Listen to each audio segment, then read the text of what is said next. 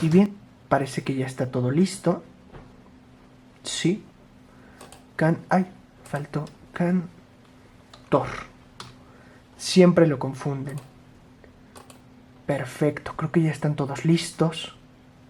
Este también quedó muy bien. ¿Quién será? ¿No es de madrugada en España? Bueno. Tenía ¿Aló? programado una entrevista para hoy con el doctor, ¿Cuál entrevista? ¿Es hoy la entrevista con el doctor Ricardo Pérez Almonacid? Em, ¿Y si hablamos del mismo? También se puede Pues explorar. el profesor que es titular de la Universidad de Antioquía, Colombia.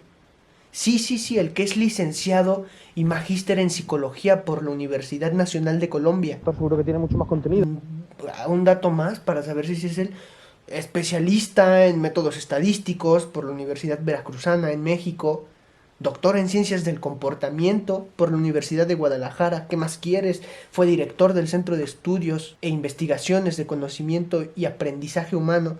Sí es él. Sí, ¿quién más? Ya es ahorita, me está esperando. Voy para allá.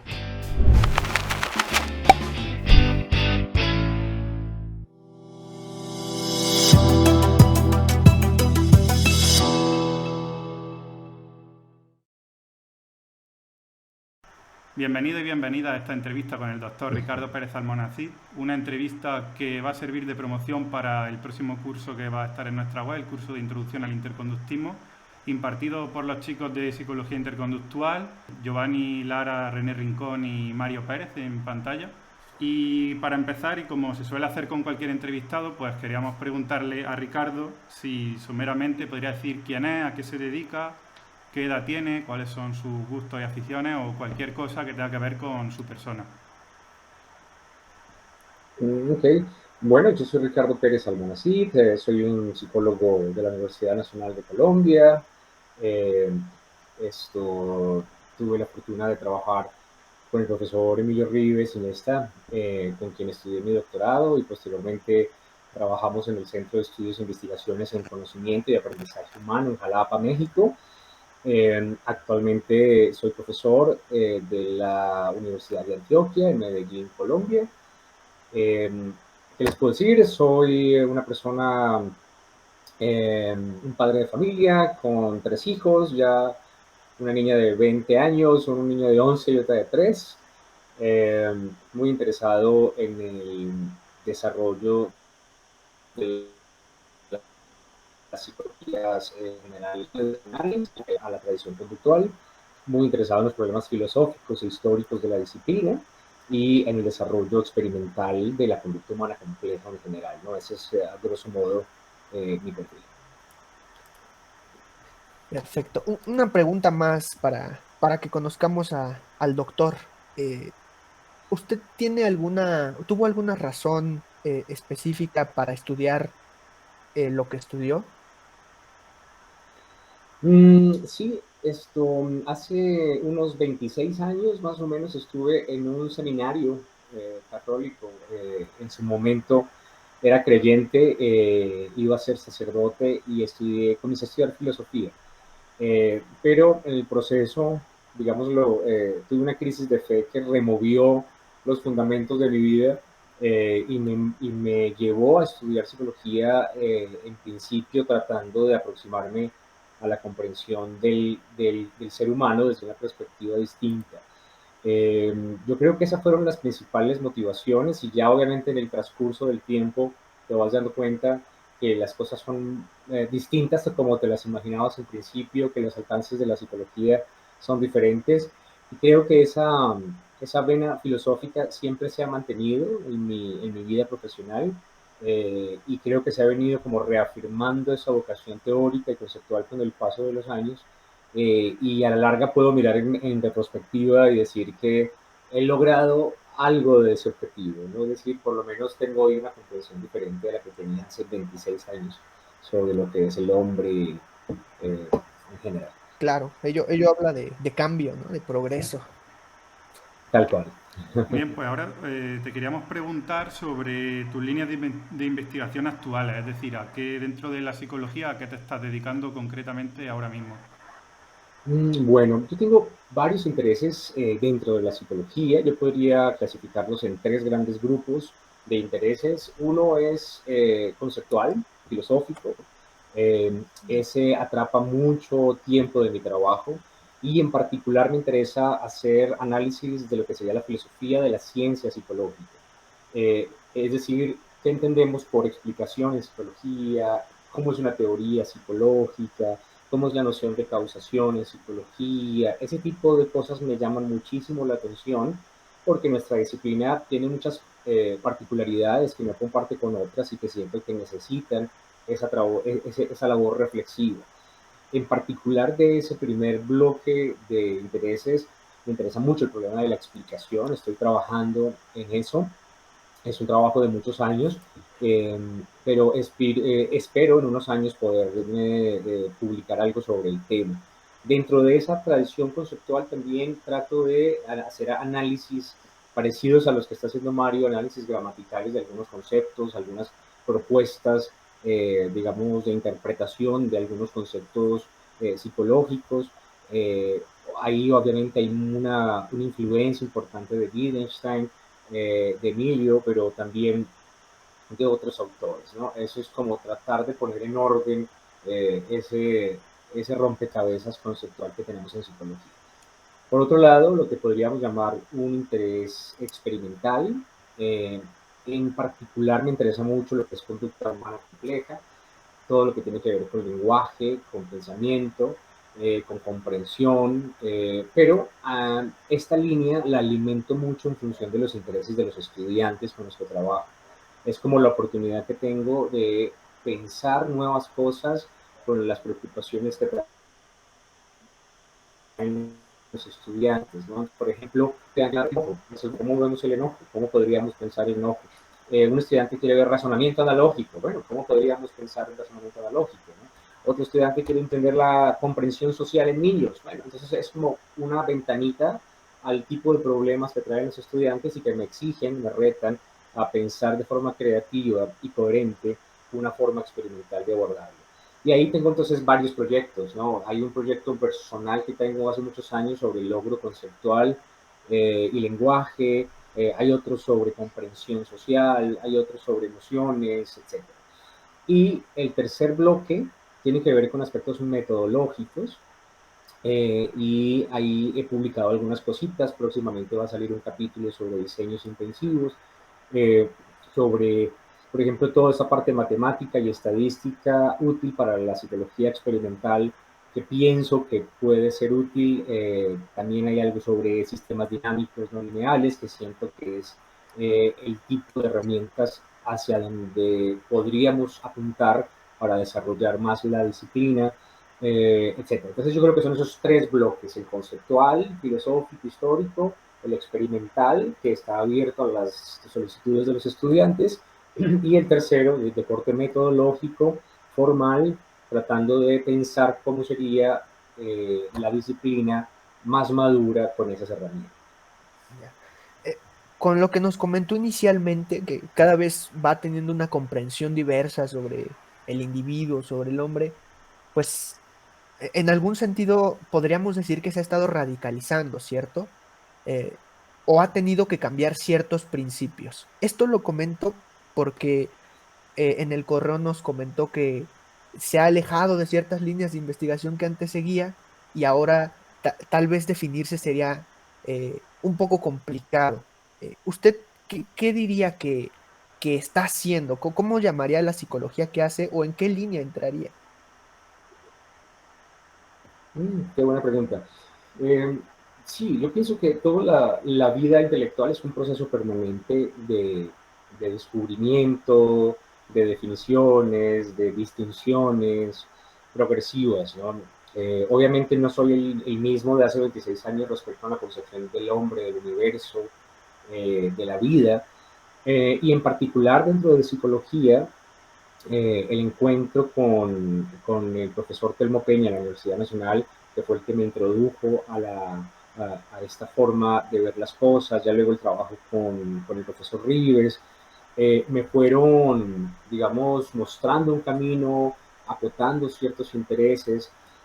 Pero a medida que vas entrando más y profundizando, vas haciendo distinciones adicionales que te van mostrando que lo que hacías era solamente un pedacito dentro de un esquema mucho más amplio, ¿no?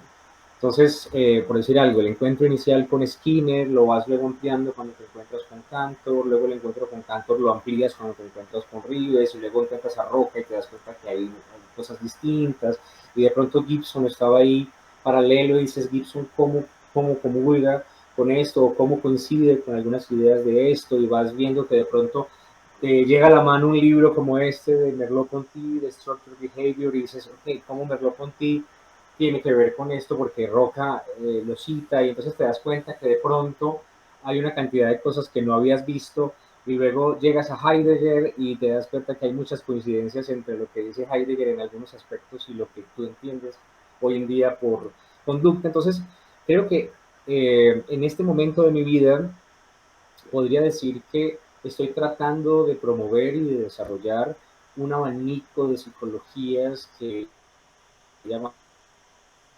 psicologías no mediacionales en general, que tienen en común el rechazo de la postulación de procesos mediadores de naturaleza no biológica o no conductual y a los que se les atribuye alguna función causal sobre el comportamiento.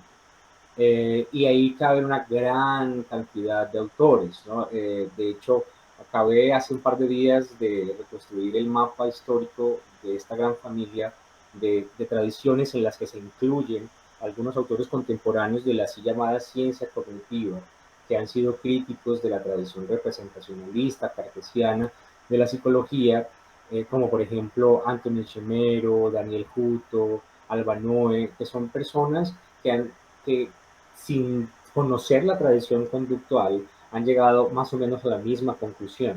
Entonces, siento que es necesario un trabajo que que estoy haciendo ahora, como de reconstrucción de esta gran familia de psicologías no mediacionales para tratar de encontrar puntos de coincidencia que fortalezcan el proyecto. En ese sentido, digamos que ya no siento que esté trabajando necesariamente bajo la luz de una teoría en particular, sino tratando como de hacer ese trabajo más sistematizador.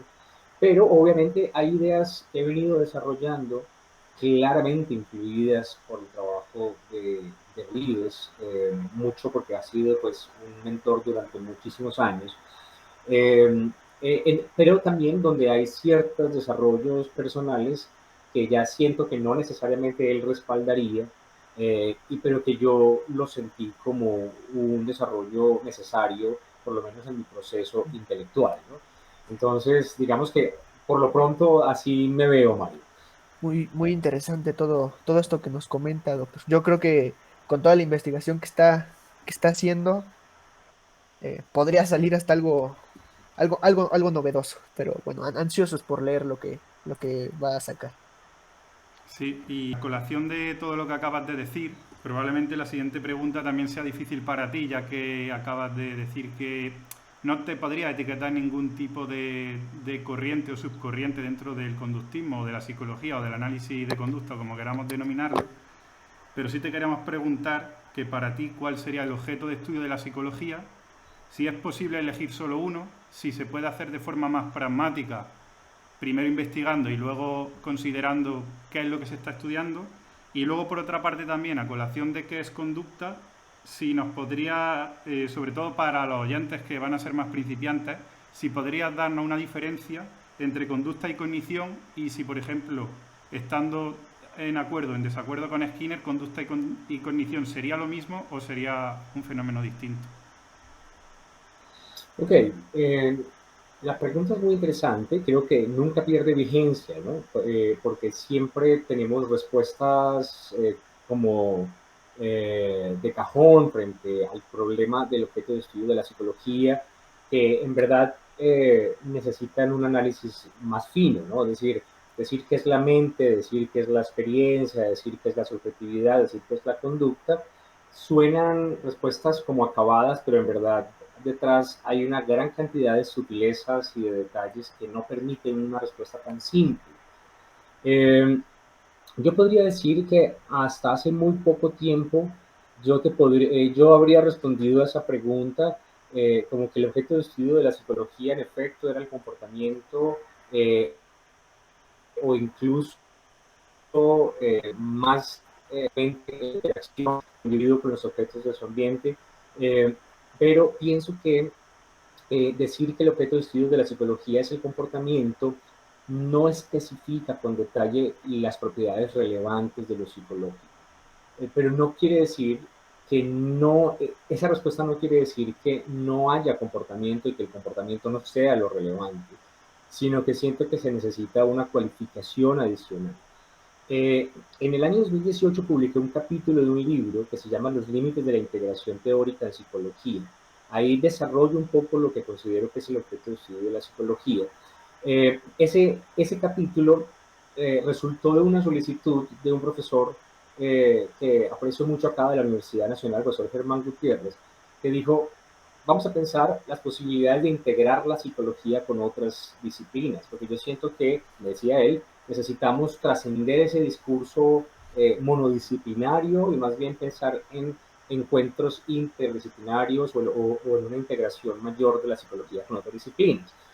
Yo dije, bueno, déjame pensarlo. Cuando comencé a pensar para el capítulo, me di cuenta que pensar en una integración es suponer que ya hay algo por integrar y que habría una disciplina que podría concursar o participar en el encuentro con otra disciplina. Es decir, que todavía se nos imponía la necesidad de definir los límites de esa disciplina. Entonces, si yo voy a decir que la psicología va a integrarse con la biología o con la antropología, etcétera, es porque tengo una forma de delimitar a la psicología de las demás. Y cuando vemos lo que nos dice la tradición, es muy inespecífico, ¿no? El comportamiento, la mente, las... Entonces comencé a hacer el análisis a partir, por ejemplo, de autores clásicos como Spencer, como el mismo Cantor, como el mismo James, y a reconocer el tipo de cosas que los psicólogos hablan prácticamente que es el material de su análisis, objeto de su análisis. Y ahí me encuentro que el criterio de Cantor de definir y de Rives y también de Josep Roca, de definir el componente ontogenético como un componente distintivo es muy útil. Es decir, pareciera que los psicólogos estamos interesados en caracterizar una dinámica, una serie de procesos que ocurren en la vida individual de los individuos y que se desarrolla en su historia. Y en ese sentido, entonces, lo caractericé en ese capítulo como la dinámica molar ontogenética.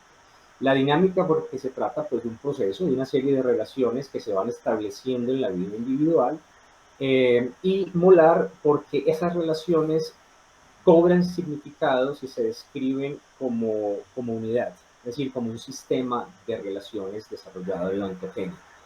Obviamente, ese sistema de relaciones se concreta materialmente en las acciones de los individuos y en ese sentido el comportamiento es la materia prima de ese sistema de relaciones. Pero también el comportamiento biológico, por ejemplo. Entonces decir que el comportamiento es el objeto de estudio de la psicología nos implica decir, pero espérame, también hay comportamiento biológico. ¿Cuál sería el comportamiento psicológico? Entonces, ok, bueno, en últimas entonces el comportamiento psicológico es aquel que se establece en función de un sistema de relaciones o que va estableciendo un sistema de relaciones con los eventos del ambiente en la vida individual. Caracterizar la dinámica de ese sistema, la naturaleza de esos procesos, es lo que hacemos los psicólogos. No quiere decir que no haya una dimensión biológica de análisis posible de lo que le pasa a los individuos ni social. Obviamente sí, pero el pedacito psicológico sería específicamente ese.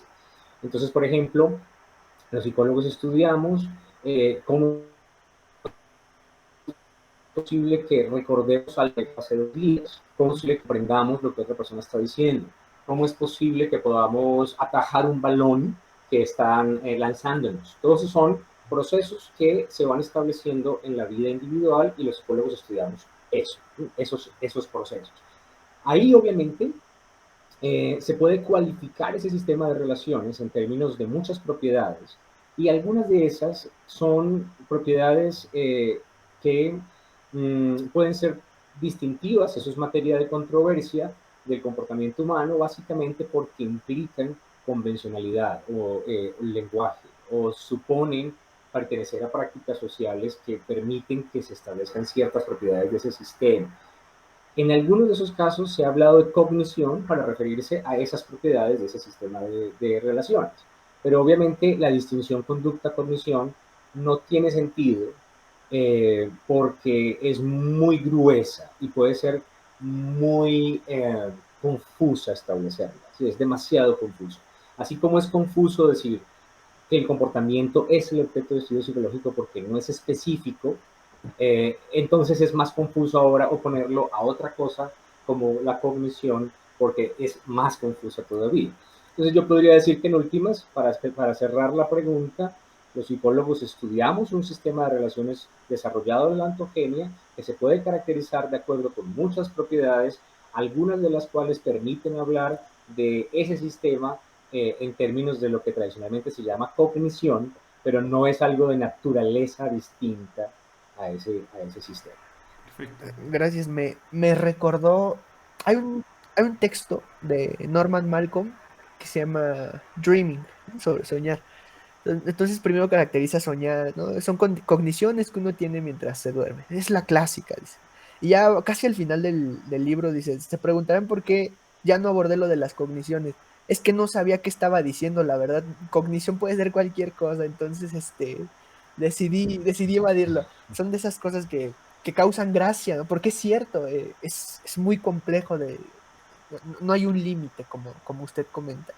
Y bueno, con este punto de vista que usted nos da, quisiera preguntarle entonces, porque cambia todo, claramente, ¿no? Usted lo dijo, un juego de lenguaje, digamos, va a cambiar toda la forma de vida en la que se involucre. Uno no puede entrar en la antropología así nada más, con su perspectiva y quererla unir porque no va a salir, ¿no? Es como une las reglas del ajedrez y de las damas chinas a ver qué sale ahí. Pues no, tendría que salir algo nuevo, sí, siendo muy optimistas. Pero pensando en ello, con la perspectiva que usted tiene, naturalmente cambiaría lo que es la conducta compleja. Entonces, pienso yo, ¿qué sería entonces ahora? ¿Qué haría que la conducta compleja fuera compleja, digamos? Interesante, muy bien. Pues mira, básicamente se trata de pensar, si tú tienes este sistema de relaciones desarrollado en la ontogenia como tu objeto de análisis, tienes que pensar en cuáles son las características de ese sistema que sean relevantes analíticamente para poder comprender tu fenómeno, ¿no? Entonces, eh, básicamente yo he encontrado mucha utilidad en la distinción de Roca, heredada también de Merleau-Ponty y que Rives recoge de alguna manera entre tres tipos de funcionalidades, que serían que permitirían identificar tres tipos de propiedades de este sistema de relaciones.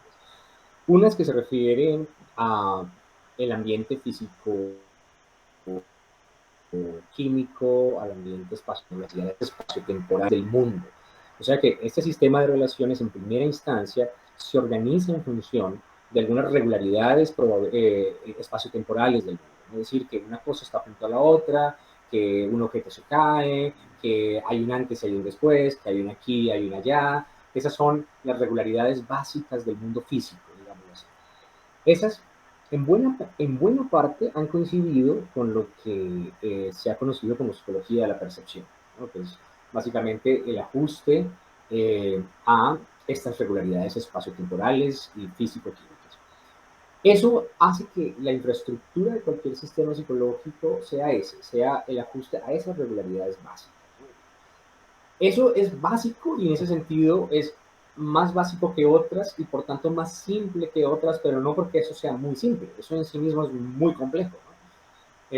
Pero vamos a ver entonces la complejidad en términos relativos a eso, a esas dimensiones de análisis. La segunda es la organización de ese sistema en términos de relaciones que son probabilísticas, que en últimas tiene que ver con lo que Josep y Rives hablan como el ambiente ecológico, como el ambiente donde transcurren las relaciones vitales de los organismos, de los animales. Tiene que ver con la supervivencia, con la consecución de alimentos, con la defensa, con el cortejo, con la reproducción, etc. Merleau-Ponty lo llama el orden de la vida. ¿Sí? El primero lo llamaba el orden de la materia. En este segundo nivel, entonces, el sistema de relaciones que se va desarrollando se establece en función de relaciones que no son necesarias, pero que se dan de una manera más o menos contingente en el ambiente. Por ejemplo, el mundo del condicionamiento pavloviano es ese, es el mundo en donde el comportamiento organiza en función de redes, como por ejemplo la campana y la comida de Pavlov.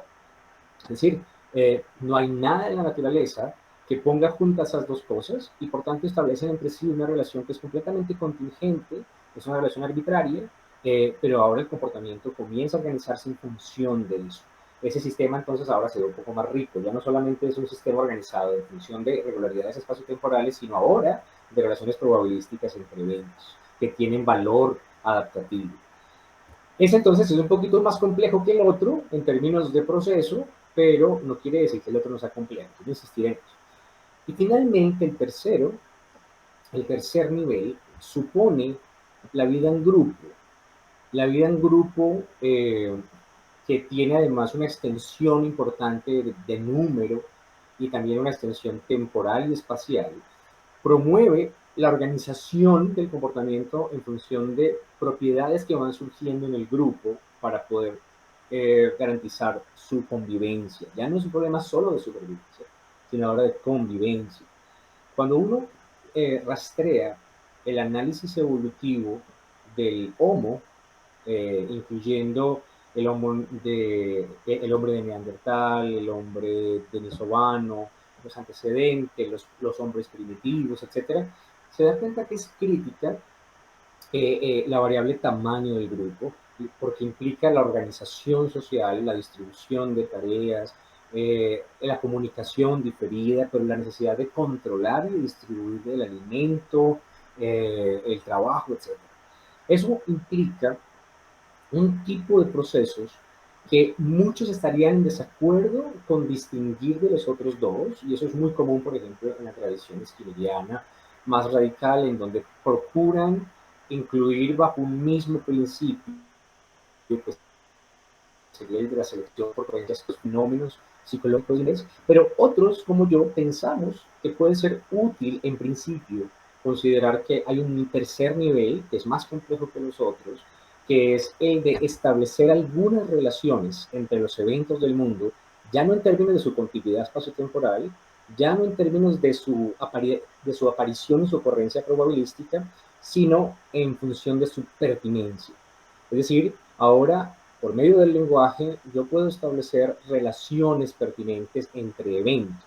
Y a eso lo he llamado mediación lingüística. La mediación lingüística hace referencia al establecimiento de relaciones entre eventos en función de un sistema conceptual y categorial. Aquí esta última palabra es complicada porque introduce otro concepto que necesitaría un trabajo adicional, pero básicamente en el año pasado, en Acta Comportamental y en el año 2021, en diciembre, publicamos con René Bautista un artículo en el que introducimos este concepto para entender qué se quiere decir cuando decimos que una propiedad es pertinente, ¿no? Porque esa sería la cualidad que no encontramos en los otros dos niveles que les acabo de mencionar. Es decir, en este momento la conducta humana compleja sería justamente el establecimiento de estas relaciones basadas en propiedades conceptuales y categoriales entre los eventos, que permiten que el sistema de relaciones ontogenético cobre un nivel de flexibilidad y de complejidad que no se encuentra en los otros dos niveles, que permite, por ejemplo, anticipar escenarios, construir mundos posibles, encontrar relaciones que antes no aparecían, por ejemplo, las relaciones de coherencia entre lo que se dice, pensar en ideologías, en teorías, en disciplinas, categorías, pienso yo que también reconocen esos autores, introduce un tercer nivel de análisis que implica mayor complejidad respecto de los anteriores. Eso sería, en síntesis, Mario, lo que pienso sobre la conducta humana compleja. Muchas gracias por su respuesta, Doc. Muy interesante esto. Sí, más adelante te preguntaremos por Ribes y hablaremos un poco de la teoría de la conducta y si esto, que a mí me ha parecido un poco que tiene relación con el sustitutivo no referencial y tal, pero te hablaremos más adelante. Ahora te queremos preguntar también, ya que has hablado de lo adaptativo, eh, ¿qué opinión, o sea, qué opinión te merece el término o el concepto de emoción, que lo hemos hablado un poquito antes? También que nos hables respecto a eso, pues de tu famoso artículo de las emociones, que a nosotros nos gustó mucho leerlo. ¿Qué serían las emociones? ¿Cómo podríamos operativizarlas y estudiarlas? Y si son algo distinto a la conducta, dentro de la conducta, fuera, etcétera, etcétera, etcétera. Claro que sí. Bien, uno de los problemas principales de la psicología es, y eso es un trabajo, pues, digamos, es una reflexión que definitivamente se la debemos a Rives, apoyado en el trabajo de Wittgenstein y de Riley. Uno de los grandes problemas de la psicología es que está construida sobre un lenguaje que no le es propio. Eso es muy importante, porque los términos mentales son términos que no le pertenecen a la ciencia. Es decir, no son términos que se desarrollaron para hacer descripciones científicas. Son términos que habitan en el mundo ordinario de las personas del común. Y por tanto tienen una función comunicativa, no tienen una función descriptiva. Entonces, mi hija de 3 años me puede perfectamente decir que siente un dolor en la panza, o me puede decir que su mente está atestada de recuerdos y que ya no puede recordar nada más. Es decir, todos hablamos en términos mentales para entendernos, para entender lo que queremos hacer, lo que hacemos, lo que pensamos, etc. Y por tanto, el análisis de los términos mentales es un análisis que le pertenece, como bien hace Wittgenstein, a quien observa su uso. El problema de la ciencia psicológica ha sido querer importar los términos del lenguaje ordinario como si tuvieran una función descriptiva. Ahí cae el problema. Y creo que la gran confusión de la psicología es comenzar su proyecto importando los términos del lenguaje ordinario porque se confunde. Y claramente entonces comienza la confusión diciendo, a ver, entonces vamos a estudiar las emociones. ¿Qué son las emociones? Es algo que en algún momento leía que algún autor decía, los términos mentales son tan raros porque todo el mundo sabe lo que quiere decir con ellos, pero al momento de definirlos ya no puede, ya se escapan, ¿no? Son muy elusivos. Y justamente es por eso, porque son términos que tienen una función comunicativa, pero no descriptiva. Entonces, en el caso de las emociones pasa exactamente lo mismo. Entonces, en la geografía lógica del lenguaje ordinario, nos hace sentido separar las emociones del comportamiento porque usamos el lenguaje afectivo como un recurso para encontrar razones del comportamiento propio y de los demás. Por ejemplo, decimos, ¿por qué entró y tiró la puerta con fuerza? Porque es que está enojado. Ah, ok, ya quedó claro. Es decir, nos queda claro por qué tiró la puerta, porque está enojado. Y eso es el lenguaje de razones. Esa es parte de la confusión en ciencia. Una ciencia natural está tratando de encontrar causas, relaciones causales entre los eventos. Pero para que pueda haber una relación causal, los eventos tienen que ser independientes empíricamente. ¿Sí? No, una cosa no puede causar otra si no es distinta a ella. En cambio, en el lenguaje de las razones, eso no se exige. Es decir, tú puedes perfectamente encontrar la razón por la cual alguien tiró la puerta apelando a su enojo, pero conceptualmente el enojo y el tirar la puerta tendrían sentido en el lenguaje ordinario separarlos, pero en el caso científico no, porque no hay forma de separar el enojo del comportamiento. A eso le llamó Terhart, que es un wittgensteiniano contemporáneo, muy interesante, que ambos sostienen una relación interna. ¿Qué quiere decir interna? Conceptualmente hablando, que no es posible separar el enojo de la acción. La, la forma más clara de verlo es que el enojo sería una descripción adverbial de la acción. Es decir, tiró la puerta con enojo. Quiere decir que no la tiró suave, la tiró con fuerza y la tiró con toda una determinación que uno dice, la tiró con enojo. Es decir, que casi todos los términos emocionales perfectamente pueden ser vistos como adverbios del comportamiento. Lo hizo tristemente, lo hizo enojadamente, lo hizo sorprendidamente. Es decir, son cualificaciones de lo que se hace, son cualificaciones del tono comportamental, por decirlo de alguna manera. Si científicamente lo vemos de esa manera, es mucho más fácil entender de qué depende que la gente haga las cosas así, en lugar de decir cómo es que el enojo causa el comportamiento, que eso no tendría sentido científicamente y nos confundiríamos mucho. Lo que hacemos es tratar de identificar parámetros de las situaciones que permiten o que se asocian funcionalmente con hacer las cosas de cierta manera. Buena parte del trabajo en condicionamiento pavloviano y operante es en últimas un estudio experimental de las emociones. Por eso es que seguramente este modelo de Solomon y Rescorla, por allá del 67, y de Maurer, apelaron a esos conceptos emocionales para describir lo que estaba pasando en las situaciones de condicionamiento, ¿no?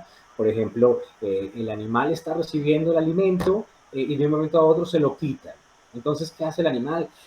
Palanquear con más frecuencia. Entonces uno puede describir eso como una cuestión de frustración. Ok, ya está. Es decir, fíjense que ahí aparece la emoción.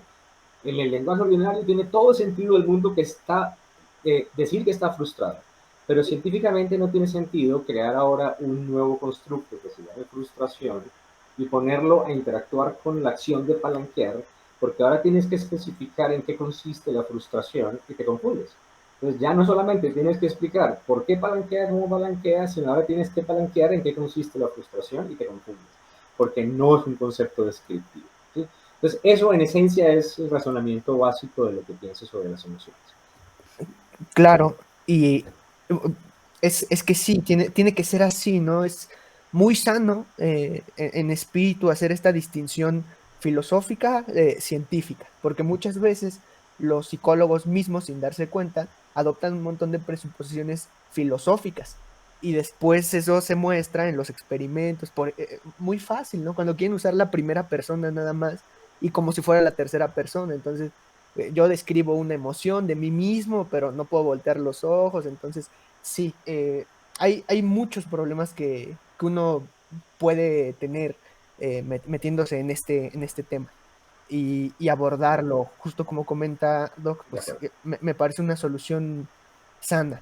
Además y es que con animales, ¿no? Si hablamos de emoción en animales, ya empieza tenemos que ampararnos, pienso yo, desde, desde la perspectiva teórica práctica, en un sentido en el que no podemos operar en el mero nivel de las palabras. ¿Tiene sentido decir que un ratón está enojado? Porque, pues sí, tiene sentido. ¿Tiene sentido decir que Juanito está enojado porque hizo esto y otro? Sí. Bueno, ¿tiene sentido decir que una pulga está enojada? Híjole, ¿no? Que un mosquito esté enojado porque hizo tal y cual cosa, tal vez en el lenguaje ordinario eso ya no tiene sentido, ¿no? Pero si nos amparamos desde una perspectiva tal vez en la que nuestro concepto de emoción lo abarque y esté avalado por la práctica, podría funcionar en algún sentido. Es lo que estaba pensando con lo que usted nos comenta. Y en ello me parece que, Claro. y dentro de la conducta humana o de la conducta compleja, entra algo muy interesante que yo supongo, ya me dirá usted, que puede ser una distinción, ¿no? Que es el lenguaje. ¿Qué opinión le merece el lenguaje dentro de este tema? Bien, digamos que el lenguaje es uno de esos temas que igual pertenece al ámbito del lenguaje ordinario, ¿no? Y tendríamos que identificar qué del lenguaje es lo que nos interesa psicológicamente. De hecho, quiero aprovechar este momento para reflexionar sobre algo que tiene que ver con todas las preguntas y que no dije antes claramente, y es la siguiente. Los términos mentales y por tanto el concepto mismo de mente no cualifica desde mi punto de vista lo que es lo que la psicología estudia directamente. Es decir, las emociones son un término del lenguaje ordinario. La psicología no es la única a la que le interesa estudiar eso que se llama emociones en el lenguaje ordinario. La biología también lo hace, la antropología también lo hace y otras disciplinas también lo hacen. De manera que creo que también es equivocado que la psicología considere que debe estudiar esos términos completamente. Y por tanto nuestros planes de estudio en las universidades se nota que piensan de esa manera porque los cursos están ordenados de esa manera.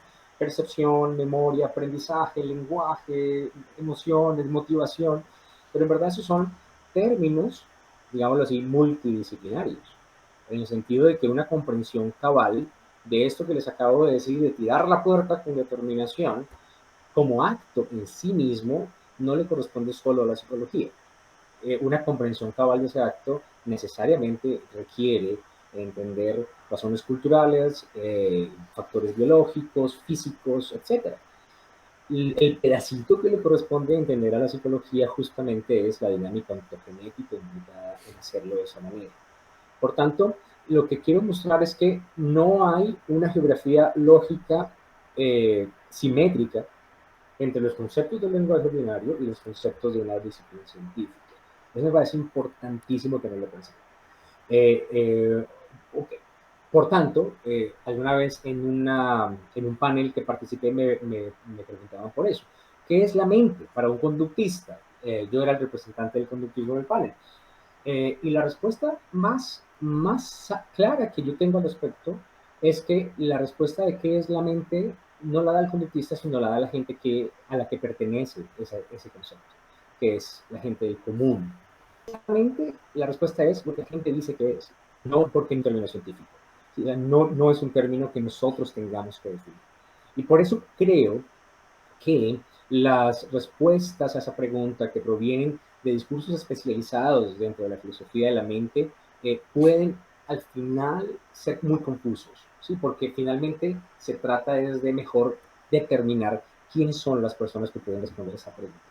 Entonces, bueno, eso era para hacer como esa gran reflexión que permea todo, y ahora sí vuelvo con el tema del lenguaje. El lenguaje es uno de esos temas también. Entonces, el lenguaje como objeto analítico le pertenece a muchas disciplinas distintas. Tiene que decir sobre él algo el lingüista, tiene que decir algo el filósofo, el neurocientífico, el psicólogo, el antropólogo, etc. Entonces, ¿qué es el pedacito que le interesa a la psicología del lenguaje? Bueno, pues básicamente en la medida en que le permita caracterizar ese sistema de relaciones ontogenético, entonces algunas propiedades van a ser relevantes y otras no. Por ejemplo, va a ser relevante entender que el lenguaje se convierte en un instrumento, eso es una metáfora útil para interactuar con el mundo, es decir, que uno hace cosas con palabras. Okay, entonces adquiere un estatus conceptual de ser un modo de acción. Entonces hay cosas del lenguaje que se pueden entender de forma interesante como modos de acción, modos de impactar el mundo, modos de hacer que las cosas pasen. Okay. Pero, por ejemplo, puede ser que sirva para recordar algo anotándolo en un papel, puede ser que sirva para ampliar mi espectro de influencia en el mundo directo, como Skinner lo reconoció con el mando, por ejemplo. Puede ser que sirva para comunicarme con una persona que no está aquí, etc. Pero el lenguaje también comienza en la medida en atribuimos propiedades al mundo que no son naturales, sino justamente convencionales. Es decir, gracias al lenguaje, ahora las cosas tienen propiedades que de otra manera no tendrían. ¿Sí? Por ejemplo, un libro puede ser caro, o un libro puede ser bueno, un libro puede ser fundamental, un libro puede ser necesario. Entonces son atribuciones. Y eso solamente existe como lenguaje. De manera que no solamente el lenguaje lo podemos ver como modo de acción con el mundo, sino también el lenguaje permite que se establezcan propiedades respecto de los cuales nos comportamos. Y hay un tercer elemento que es importante, y es que estas propiedades, y esta es como la parte que puede ser más compleja de decir en pocas palabras, esas propiedades no son propiedades sueltas. Es decir que el libro es caro, es bonito, es fundamental, es necesario, no son palabras sueltas, no son propiedades que los objetos traen consigo, ¿no? Sino que pertenecen a un sistema de relaciones. Es decir, lo caro supone lo barato, lo útil. Es decir, que podemos reconocer que esas propiedades van conformando un sistema que es conceptual.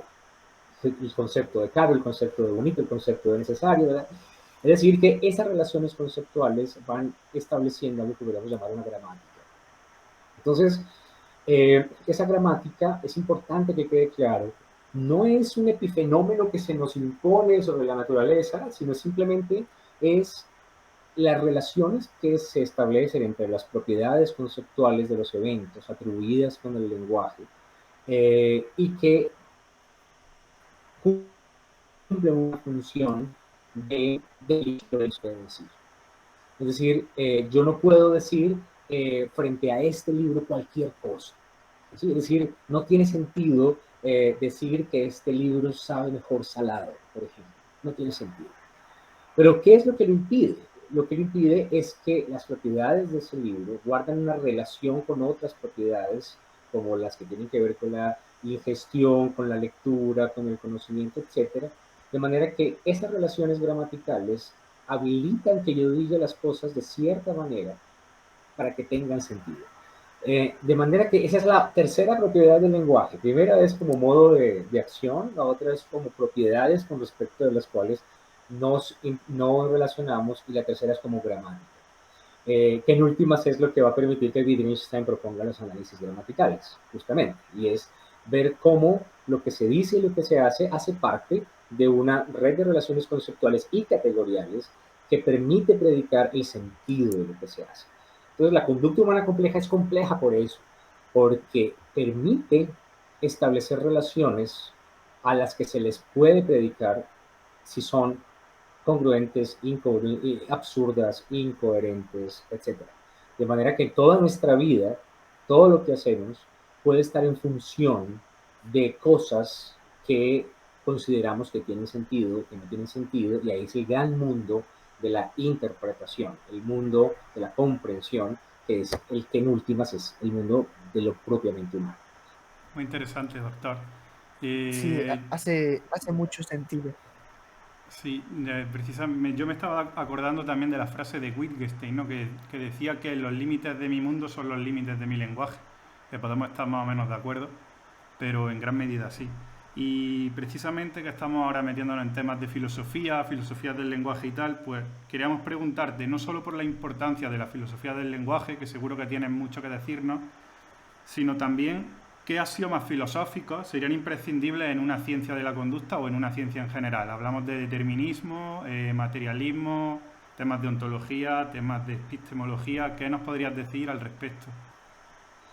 Wow, bueno, yo pienso que en ese sentido necesitamos definir elementos básicos del tipo de ciencia que estamos persiguiendo.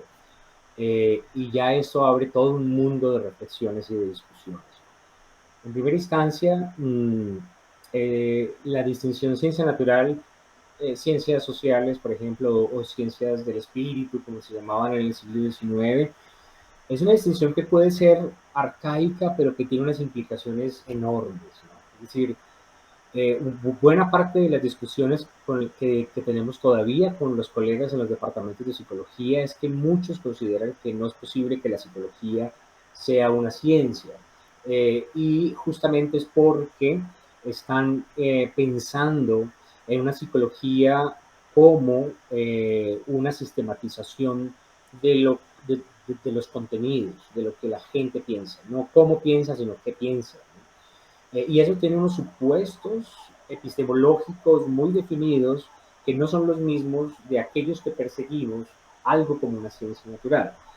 Y por tanto, entonces es urgente definir el tipo de disciplina que nosotros estamos dispuestos a construir, que queremos construir. Yo particularmente defiendo una psicología pensada como ciencia natural, y eso básicamente quiere decir que tiene una aspiración nomotética, es decir, que quiere identificar regularidades universales que permitan explicar de regularidades. Eso supone una concepción de los estudios. Bueno, perdón, eso supone obviamente entonces considerar que tu objeto de estudio es susceptible de ese análisis, es decir, que en efecto hay regularidades. Como lo decía ahorita, esas regularidades, por ejemplo, incluyen las regularidades causales, y eso supone suponer que hay entidades independientes entre sí que pueden tener entre sí relaciones funcionales. Eso es, por ejemplo, una de esas herencias de Ernst Mach, quien influyó mucho a Skinner en el desarrollo de una psicología como la que él planteó, ¿no? Ernst Mach, en su libro La ciencia de la mecánica, plantea ese proyecto de ciencia, ¿no? Como esa búsqueda de regularidades funcionales. Por tanto, obviamente, uno podría suponer que el objeto que estamos estudiando es determinado y que se puede establecer esas regularidades.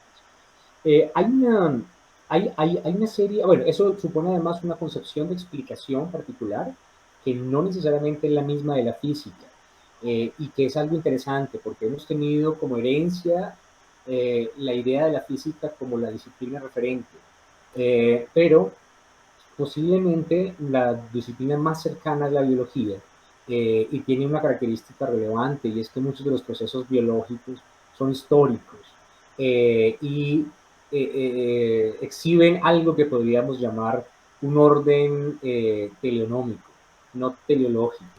Es decir, que se percibe que o sea, se identifica que lo que ocurre en esos procesos son consecuencia de lo que ha pasado antes, y que por tanto se imprime como cierto orden que no es propositivo, pero hay un orden en función de esas consecuencias o de esas funciones que los eventos van adquiriendo en ese proceso.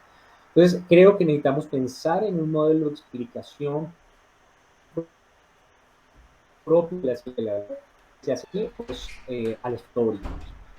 También necesitamos pensar que nuestro objeto de estudio, si concedemos que es un sistema de relaciones dinámico, es decir, que va cambiando con el tiempo, necesita metodologías diferentes a las que actualmente estamos llevando a cabo.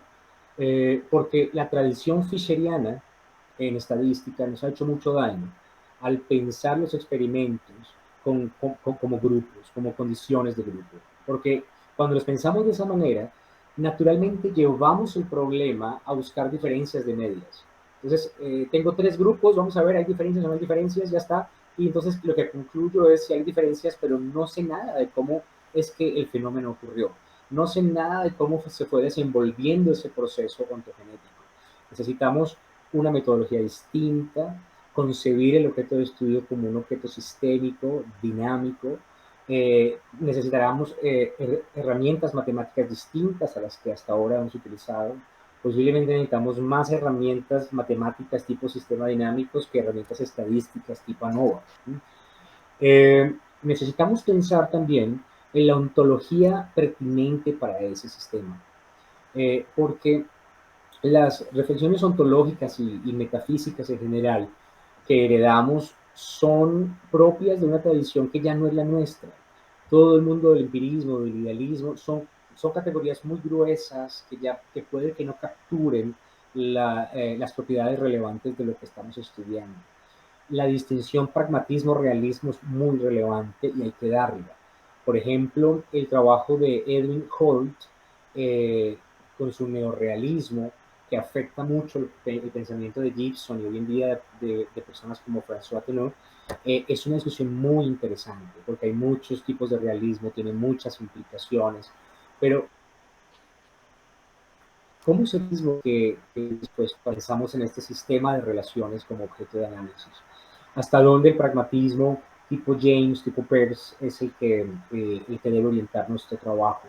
Ahí hay cosas muy interesantes que hay que resolver y pienso que hay que discutir. Y en términos finalmente, digamos, epistemológicos, eh, delimitar las posibilidades de documentar todas las propiedades relevantes de ese sistema evolucionando es un reto. ¿Qué es lo cognoscible y lo incognoscible de ese sistema de relaciones? Es un reto. Es decir, fíjense que las prioridades filosóficas se modifican cuando enfocas tu objeto de análisis de una manera o de la otra. Si lo asumimos como un sistema de relaciones, vamos a darnos cuenta que muchas de las discusiones clásicas en filosofía no nos aplican y que tenemos que buscar otras que sean más pertinentes a ese pensamiento, digamos, dinámico y sistémico. Justamente me puse a pensar, siguiendo lo que usted comenta, que me parece que tiene mucho sentido, es nuestra epistemología o la filosofía a la que sigamos va a repercutir necesariamente en la metodología que vamos a hacer. No podemos, como en los primeros experimentos, ¿no? Del primer laboratorio, de, a ver, representa, imagínate tal cosa, cómo te sientes, cómo ves. La metodología tendría que ser necesariamente distinta si uno es naturalista. Eh, por ello, la siguiente pregunta, ya como para ir cerrando más o menos, sería, ¿cómo estudiar lo complejo? ¿Cuáles son someramente la metodología o la manera de proceder al estudio de ello? Muy bien, esa es una gran pregunta. Que interesante John Donahue, quien desarrolló un modelo bioconductual dentro de la tradición de Skinner, me parece interesante. Él defiende, eh, digamos, él es muy explícito, no es una idea necesariamente de él, pero él la defiende de forma explícita, ya la podemos encontrar en Skinner en Ciencia y Conducta Humana. Y es la idea de que lo complejo emerge de lo simple. Es decir, que no tenemos que la actitud más parsimoniosa y más sana científicamente es tratar de utilizar los principios obtenidos en el laboratorio para dar cuenta de los procesos más básicos, para explicar o interpretar los casos más complejos hasta donde aguante, ¿no? Esa es como que la consigna. Vamos a usar eso, es decir, que en principio vamos a interpretar todos los casos de conducta humana como casos de condicionamiento pavloviano o condicionamiento operante hasta donde no aguanten más. Pero por allá en el año 1991 los invito a leer un monográfico de la revista The Behavior Analyst en el que justamente hablan sobre esto, ¿no? Y es cuál es el criterio para decir que ya no aguantaron más y que necesitamos nuevos principios. Y hay un autor, no recuerdo cuál es en este momento, que dice, tenemos miles de registros acumulativos en este momento y ya no sabemos si ya es el momento de dar el salto cualitativo o no, o seguimos esperando una mejor forma de ver el fenómeno complejo a la luz de esos principios más básicos. Eso, por ejemplo, es algo que hay que considerar. Yo pensaría que el consejo de Skinner y de Donahue es muy sano y es, no tendremos por qué suponer que la conducta compleja es un nuevo fenómeno que no tiene nada que ver con la conducta simple, no, al contrario. Nuestro mejor elemento de análisis de procesos dedicados y vamos a utilizarlos hasta donde nos permitan.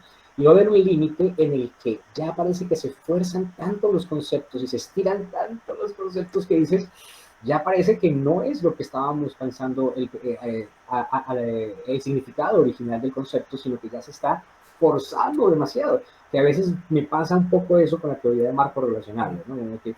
Y espérame, la clave contextual era un estímulo discriminativo en las formulaciones originales, ¿verdad? Del 93. Ahora una clave contextual es cualquier cosa, ¿no? Es decir, ya creo que el concepto está como comenzando a rebasar sus posibilidades. Bueno, ¿será que necesitamos un nuevo concepto? Por ejemplo.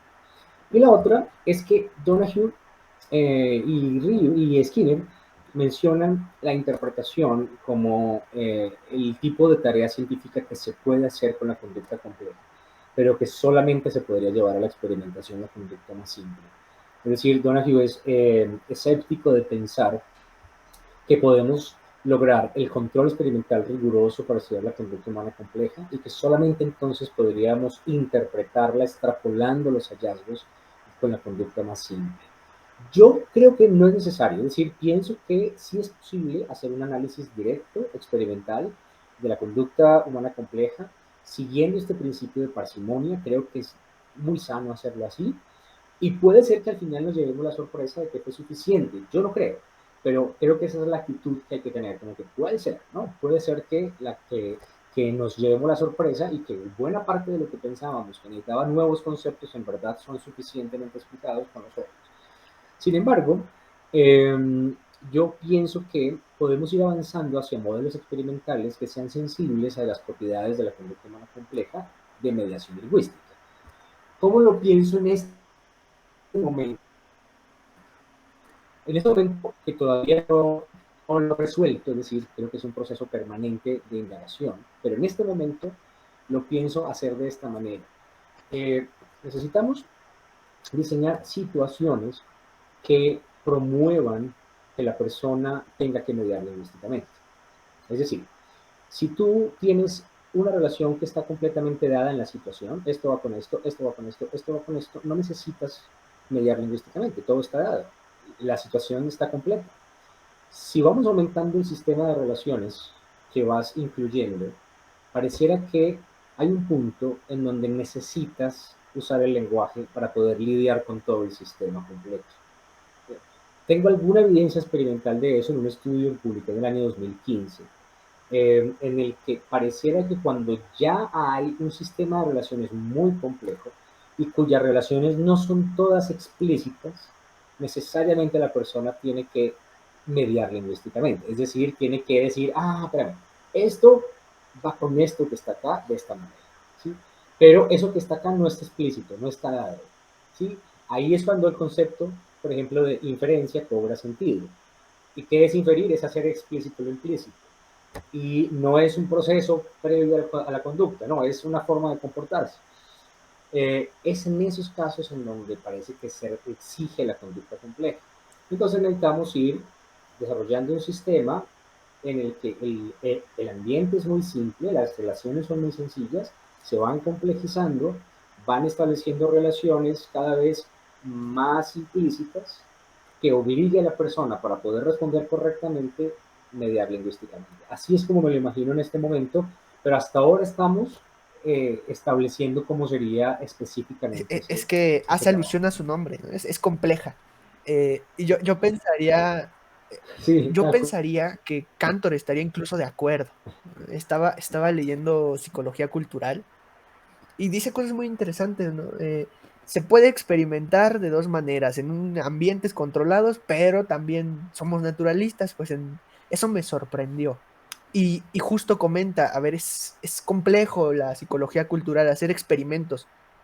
Porque dice, hay que recrear la situación. ¿Y cómo recreas un segmento cultural si, si es único? O sea, no hay dos iguales en ese sentido. Entonces, pues decía, se pueden hacer cosas simples. Y ya de lo simple podemos ver si se complejiza, ¿no? A ver, que un niño musulmán de pronto se vuelva cristiano. Sí, vamos a intentarlo. Es un proceso de aprendizaje simple, me pueden decir. Sí, pero no le quita que es un experimento cultural. Y de ahí vamos a ir viendo qué más se sigue avanzando. Entonces, yo coincido, ¿no? Es la actitud que hay que tener porque si no, pues no se va a hacer nada. Y me Sí. emocioné. Sí.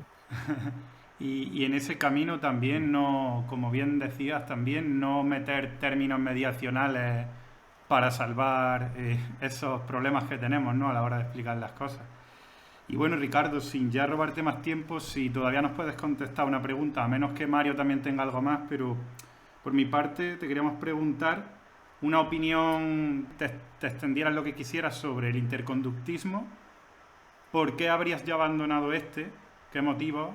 También una opinión sobre Cantor, su importancia, sobre Ribes.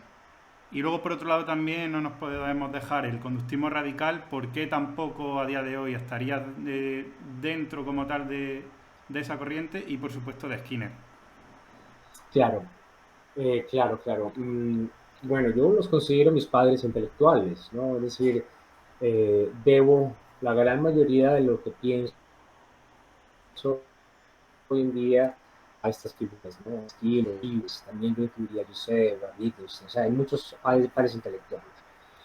Eh, Creo que la ciencia del comportamiento en principio es la mejor forma de psicología que podemos tener y en ese sentido soy parte de esa familia. Ahora que he estado leyendo a esos autores cognitivistas no representacionalistas que les mencioné ahorita, los enactivistas y los de cognición corporizada radical, etcétera, digo, qué lástima que no conozcan la ciencia del comportamiento, porque les daría muchísimas ideas, les daría otra mirada muy distinta, porque lo que la ciencia del comportamiento de la mano de gente como Skinner ha logrado, pues no es comparable con otra, pienso yo, otra forma de hacer la psicología. Entonces, definitivamente, si tuviera que recomendarle a alguien que se inicie en el estudio de la psicología, los llevaría a esos autores. Es decir, creo que es la mejor forma, en principio, de hacer psicología. ¿Qué pienso de los dos? Es algo muy interesante, ¿no? Hay, en una de las biografías que escribí de Cantor, una de ellas con Rives, mencionamos algo que los biógrafos decían, y es que cuentan que para allá del 45, cuando trabajaron juntos un tiempo, porque Cantor llamó a Skinner a ser jefe del departamento unos añitos, y estuvieron juntos, decía que el ambiente intelectual de la época eran los skinnerianos, los cantorianos y los julianos que quedaban. Y cada vez más estaban como dominando la discusión los cantorianos y los skinnerianos.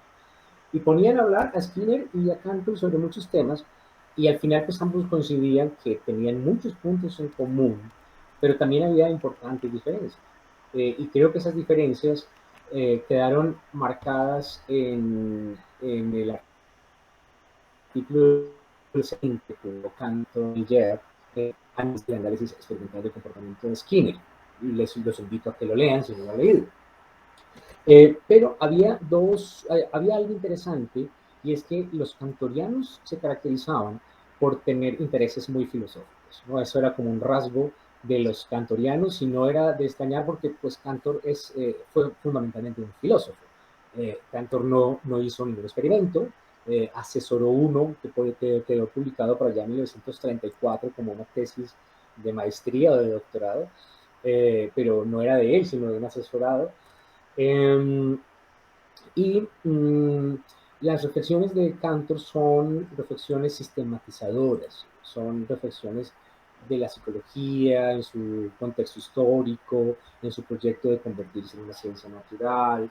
Entonces siento que el trabajo de Cantor es supremamente iluminador respecto a la definición de una disciplina psicológica y a una manera de pensar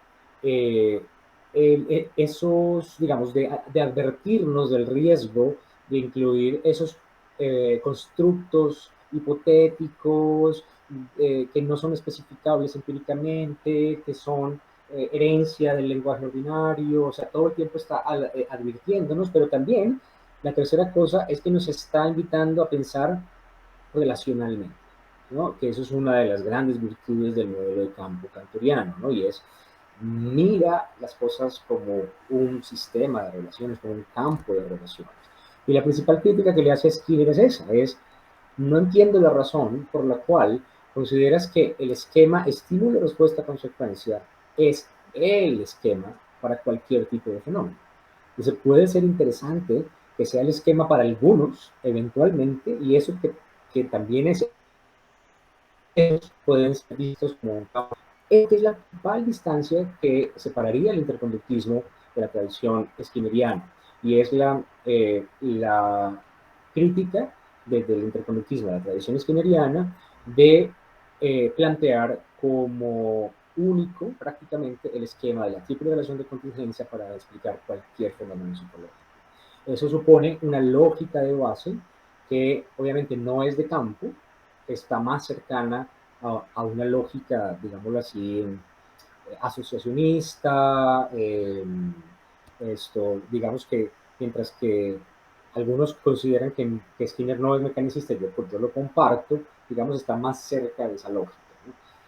Pero a pesar de eso, tú miras el trabajo de Skinner y de los descendientes de Skinner y es increíble. Y yo los leo y yo lo enseño y yo puedo adoptar algunas de las cosas que ellos dicen, o sea, no tengo problema con eso. Pero en Cantor, por lo menos, uno puede encontrar ideas para el desarrollo de cosas que Skinner no mencionó o no desarrolló suficientemente porque es un heurístico para pensar los problemas de cierta manera. La modalidad específica que Rives desarrolló del trabajo de Cantor es muy propia de él. Es decir, no necesariamente lo que hoy en día hace Rives, creo yo, es reconocido por los cantorianos más ortodoxos como cantorianos, como interconductismo. Eh, yo pienso que lo que especialmente Rives heredó de Cantor es el modelo de campo, en efecto.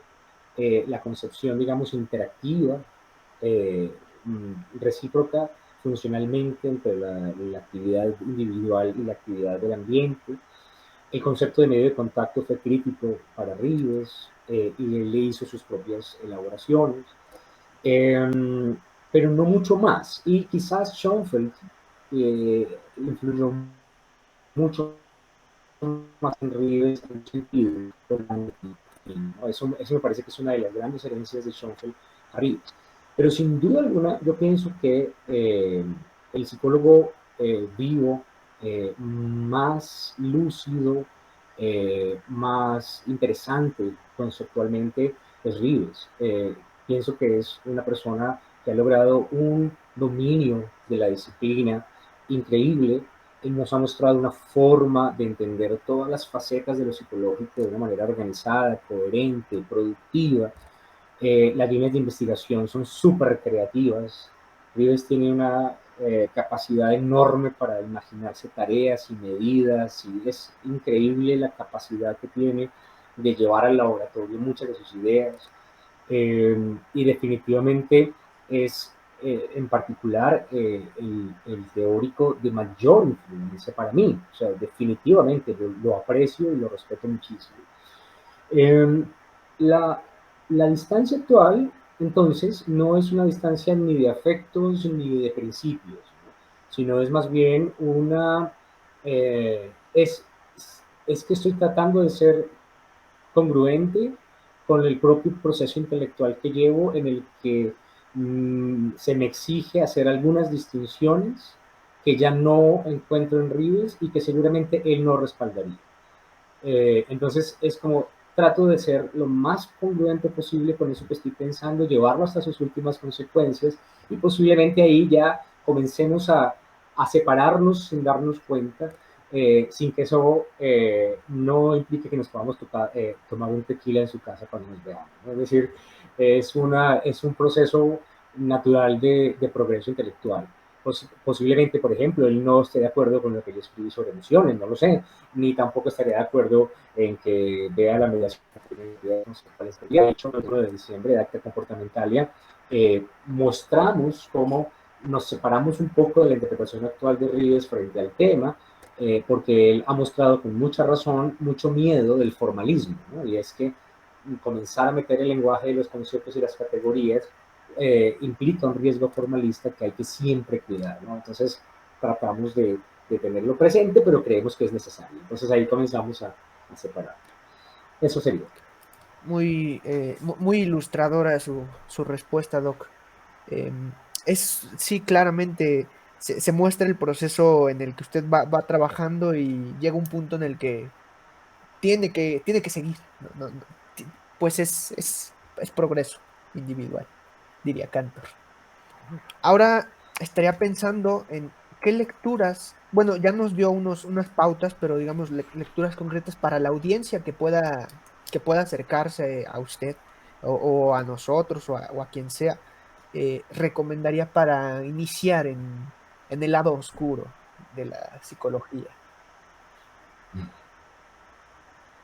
Ok, entonces, digamos que hoy en día yo recomendaría leer una gran cantidad de autores diferentes eh, que me parece que son importantísimos para la formación, una formación amplia en esta forma de ver las cosas.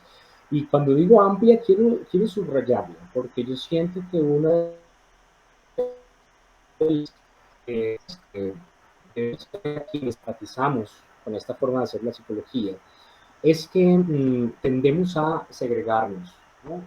Y no establecemos contacto con la tradición, eh, generalmente motivados por no comprar problemas de la tradición. Y yo eso lo entiendo y lo comparto. Es decir, hay que hacerlo con cuidado, hay que hablar con cuidado, no se pueden mezclar peras con manzanas, no puedes apuntarle a un sistema caótico que mezcle todo, de acuerdo, absolutamente de acuerdo, pero tenemos que buscar la forma de mantener el contacto con la tradición, de que la gente sepa que lo que estamos diciendo es una alternativa para los problemas que ellos traen, ¿sí? Es decir, por ejemplo, los estudiantes a los que me refería al principio, que llegan a estudiar teoría de la mente, la comprensión de tareas de falsa creencia, llegan un poco con la duda de si esas cosas también las podemos estudiar nosotros o no, o si necesariamente tienen que estudiar lo que tradicionalmente los conductistas han estudiado. Digo, no, no, claro, cualquier cosa que tú quieras estudiar lo podemos hacer.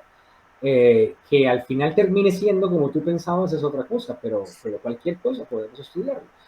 Y en efecto, estamos ahora terminando dos tesis, una de maestría y otra de doctorado, sobre la comprensión social en niños, que muestra una alternativa de estudio de lo que se llama típicamente la teoría de la mente.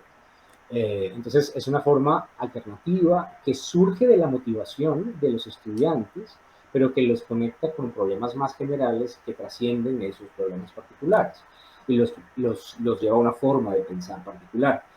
Alguien decía alguna vez que si quieres formar conductistas, no les enseñes solo el conductismo. Y eso me parece interesante, ¿no? Y es que lograr una buena formación en estas áreas implica poder tomar varias los argumentos, los contraargumentos, las cosas que se pueden mejorar, las cosas que definitivamente son una ventaja, etc. Eso es lo primero. Segundo, hay autores que me parecen importantes de leer como una forma de meterse en la lógica conductual, como por ejemplo, o general no mediacional, ¿no? Por ejemplo, la lectura de Edwin Holt puede ser muy importante, con toda su concepción del conductismo muy distinta a la de Watson. Holt es uno de esos autores que no sobrevivió a la historia, es decir, casi nadie lo conoce, pero sí conocen a Watson. Y fue, sin embargo, mucho más interesante teóricamente Holt que Watson. Hall tenía una mayor reflexión filosófica, más fina, y son contemporáneos. Eh, y, eh, y es más iluminador entender el razonamiento de Holt. Por ejemplo, ¿no? Es decir, no los autores conductistas más conocidos son necesariamente los mejores, ni los que ilustran mejor el pensamiento conductual, ¿no? Los invito también a leer a eh, Edgar Singer, que también es otro de la época, que anticipó, por ejemplo, el pensamiento de Ryle y que publicó un libro que se llama La mente como conducta, en la misma época de Hall y de Watson, ¿no? Esto, por ejemplo, bueno, de Cantor, definitivamente su historia de la psicología me parece importantísimo porque nos muestra cómo los términos mentales son instituciones culturales y poder rastrear ese proceso es increíble, iluminador. Personalmente, mi formación fue decisiva cuando leí con el profesor Telmo Peña el Tratado sobre el Alma de Aristóteles y pude identificar ahí el concepto del alma y ver cómo fue modificándose ese concepto a medida que pasaba el tiempo y cómo hoy en día estamos heredando una cantidad de movimientos culturales, políticos, culturales, de toda la historia eh, de la humanidad. Y eso entonces es muy revelador. Yo pienso que ir a esas fuentes es muy útil para los que se están iniciando en estas lides. Leer, por ejemplo, a Gibson me parece clave. James Gibson, es un autor, alumno de Holt, que además fue influido la Gestalt, por Merleau-Ponty, y nos ofrece una aproximación de la percepción no representacionalista, que se convierte en un paradigma de cómo pensar muchos de los fenómenos que tradicionalmente la tradición conductual no ha abordado. Porque, por ejemplo, con el mundo de la percepción pasa algo, y es que como no necesariamente implica movimiento, entonces la tradición conductual la ha dejado un poco de lado porque está especializada en aquellos fenómenos que implican acción, operación efectiva sobre el ambiente. Entonces, Gibson nos da un ejemplo de cómo abordar la percepción desde una perspectiva no representacionalista que bien podría inspirar pensar fenómenos como la comprensión, que son análogos en ese sentido. De esto, por ejemplo, de Rives, el libro del 2018, que es donde sintetiza su obra, puede ser una muy buena manera de entender cómo está pensando hoy las cosas, pero hay artículos muy puntuales de él, notorios para los que recién lo conocen. Por ejemplo, el de 2004 sobre los paradigmas ontológicos en psicología, en mis clases ha sido muy revelador para los estudiantes. Eh, Algunos, por ejemplo, el primer capítulo de este libro del 2018, en el que habla de todo ese tema del lenguaje ordinario, es muy, muy interesante, etcétera.